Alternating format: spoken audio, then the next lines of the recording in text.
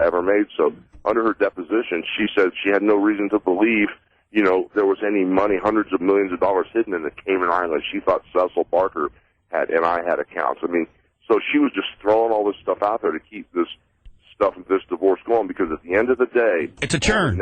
All the negative and the evil stuff is what makes her tick. Yeah. And it's 100% a churn. I mean, she doesn't realize she was a mark when you met her, and she's a mark now, buddy. Period. I mean, don't get mad at me. She'll tell everybody all about the publicity and the TV business and how much she knows about it. Dude, she just sat around and repeats what she hears like a parrot. She doesn't really know anything about it. Now, here's this Terry character. This guy who works there that claims that you guys are real good friends. Stand by, hold on. He and I are such good friends. He's a pussycat. Yeah. Him and I are what? What did he say? You and him are such good friends, then you're really just a pussycat. So, now hold on.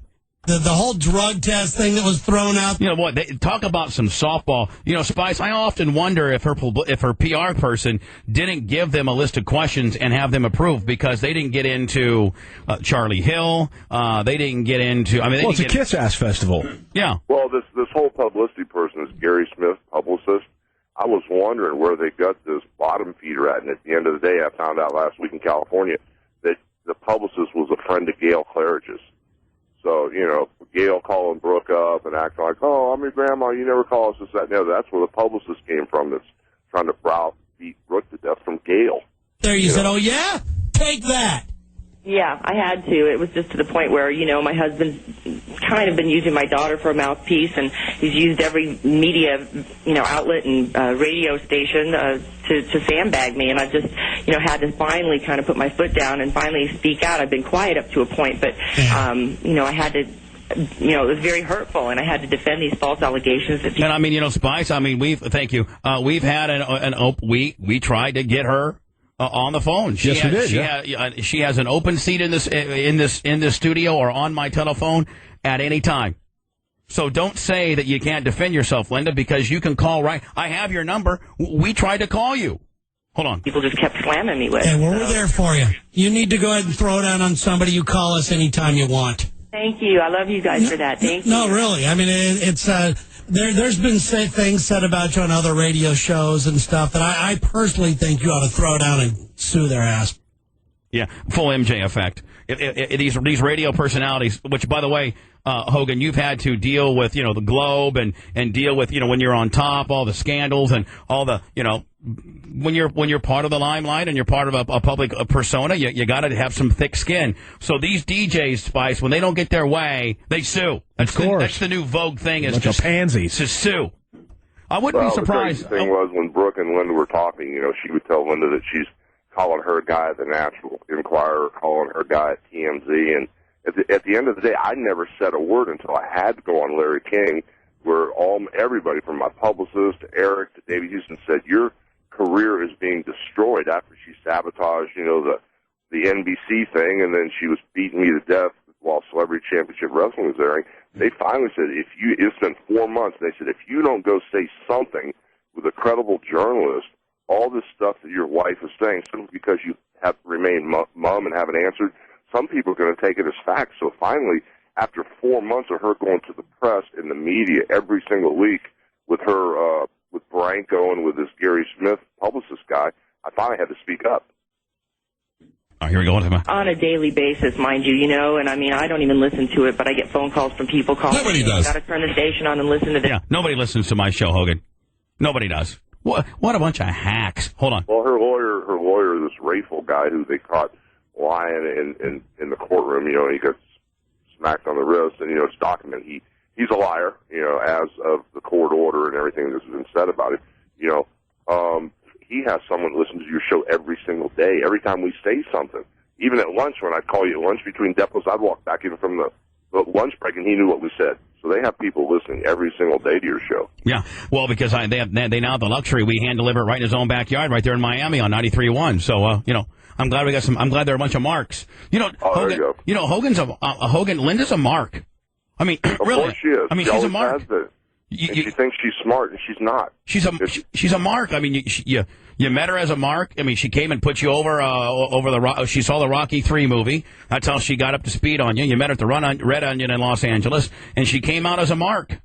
And she still is a mark. She's going right back to, where she's at, running around with 18 and 19-year-old kids. I mean, watching the show this weekend, her friend that was sitting there at the counter as Linda was opening her bottle of wine in the first shot of the show, actually, she said, Linda, I can't believe that Brooke's still not over this Charlie thing yet. I mean, all of America is supposed to be on Linda's side going, well, it's been a few months now. Your daughter should just get over the fact that you're dating, living, and, having the best sex you've ever had with your 19-year-old boyfriend, It was just amazing, that they think they were living. She had to approve these shows. Linda saw these shows before the 2 shows she did this season with Brooke went out. And in her mind, she thinks that that's okay. That's what amazes me. It's because, it's just, you won't believe it. And it's just, I hear it, and it makes me literally, want to go to the bathroom and throw up. That's why me and Hulk are going to stop hanging out. All right. And then finally, Terry, he's being a smartass, obviously, here. Oh, yeah, he's playing her. Yeah, now, hold on. And then he talks about how he's been with you several times and never seen you with any women. Hold on, stand by. I've been with him many times when women have thrown themselves on him, and he hasn't done anything. I got to say that. Maybe it's because I'm around and he doesn't want me to watch. Yeah. Terry, can you believe these hack-ass radio personalities trying to jump on this? Can you believe it? Oh, they're just playing her now. They're just having fun with her. They're just beating on her drum because she's... So stupid. Yeah. Because she's so stupid. That's the problem. Because she's so stupid. Well, anyway. it's pretty crazy, man. It's just, like on the show when Brooke was saying, Mom, it's just your relationship with Charlie, and I just can't handle the fact, that you're with this 19-year-old guy. Brooke, and Linda's answer was, just get over it, Brooke. Just move on, Brooke. Just get over it. Well, the most disturbing thing I ever saw in my time, I got to let you go because I got a ton of things to do, but listen, the most disturbing thing I ever saw as a parent, this is before I was a parent, or it might have been when Tyler was just like a toddler, so I couldn't comprehend, I couldn't comprehend like a 12 or 13-year-old because, Tyler was like 1 or 2. But I think Brooke was 13, maybe 14. And she was just starting to, sing and stuff like that. So she was kind of conscious about what she looked like and wanting to be in shape. And we were in your office, and Brooke came walking in eating a bagel, and just a regular plain bagel, right, Brent? I mean, what's the problem with that, right? Sure. And Linda goes, you are you disgust me. First of all, your face is going to start breaking out, and you're going to start getting those zits again, and you're a fat-ass pig, and nobody's going to want to come watch you on stage if you're eating bagels in the morning. You need to start working out and get your fat ass in shape. You disgust me. And I was like, did I just hear that? I mean, I wouldn't talk to somebody that I hate that in that manner, let alone somebody that's my own kid. Well, the whole thing, Jennifer is so opposite. You joked around about the girls taking a couple Xanaxes or whatever. Well, first off, brother, and as well as I... She won't take a Tylenol. She won't take a baby bear aspirin. She doesn't do any drugs at all, and she's so opposite of Linda. And the weird thing is, Brooke's found a friend in Jennifer. Jennifer never says a bad thing about Linda. She just listens to Brooke with an open heart. And Jennifer was telling Brooke, she was so upset about the stuff that, Linda said last week about Brooke's breasts and about her having sex with a boyfriend for 3 years. And no one can believe that a mother would say these statements about their daughter. It's just incomprehensible that Jennifer says, just remember the happy times, Brooke, and times growing up with you and your mom used to have fun. And the sad answer was Brooke goes, Jennifer, I can't remember any. No. The whole time I was growing up, I had a horrible childhood because my mother was always beating on me, cutting me, knocking me, and it's so sad to hear Brooke say that. Now, Terry, I mean, I don't mean to bring up a subject, but I mean, if this gets any dirtier, or when it does go to trial, because Brooke is an adult, well, they both are, but I think that Brooke was treated more harshly than Nick.